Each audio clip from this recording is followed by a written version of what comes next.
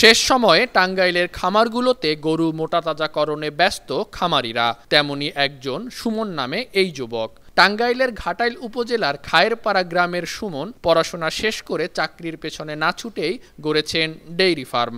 কোরবানির ঈদকে সামনে রেখে লালন পালন করছেন 50 দেশীয় ষাঁড় ও বলদ।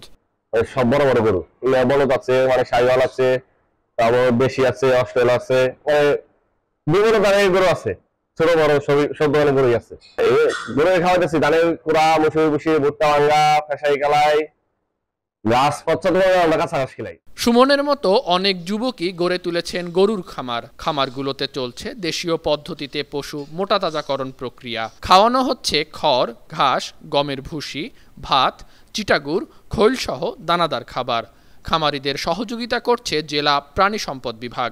এগুলো যাতে হৃষ্টপুষ্ট করার ক্ষেত্রে কোনো স্টেরয়েড বা কোনো হরমোন ব্যবহার না করে এই বিষয়ে তাদেরকে প্রতিটি উপজেলায় ইয়ার করা হয়েছে।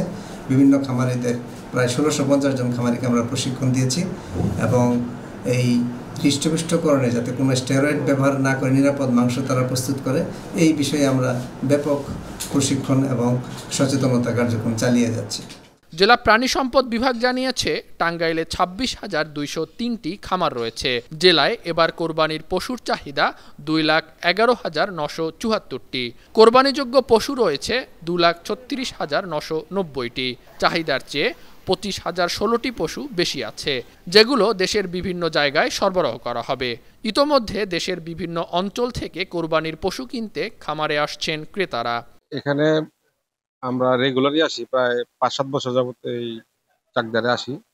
এখানে গরুগুলো খুব ভালো হয়, মানে ওজনে, গুণগত মান, আর ওদের খাবার দাবার আমরা সবসময় ওদের সাথে যোগাযোগ আছে, তো পরিচিত, ভালোই হয়, খারাপ না।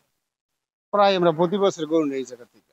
অনেক গরু আছে, মোটামুটি ভালো গরু ভালো। আমরা 2টা গরু নিব। তবে ভারত থেকে গরু আনা হলে ক্ষতিগ্রস্ত হওয়ার আশঙ্কায় অনেক খামারি। ভারতে গরু পাচার করলে পারা আমাদের বড় সমস্যা হয়ে দাঁড়াবো, কারণ আমাদের দেশে খাবারের যে মূল্য, আমরা যে লাভবান হইতে পারবো। এ অবস্থায় ভারতীয় গরু প্রবেশ বন্ধে কঠোর ব্যবস্থা নেয়ার দাবি জানিয়েছেন সংশ্লিষ্টরা।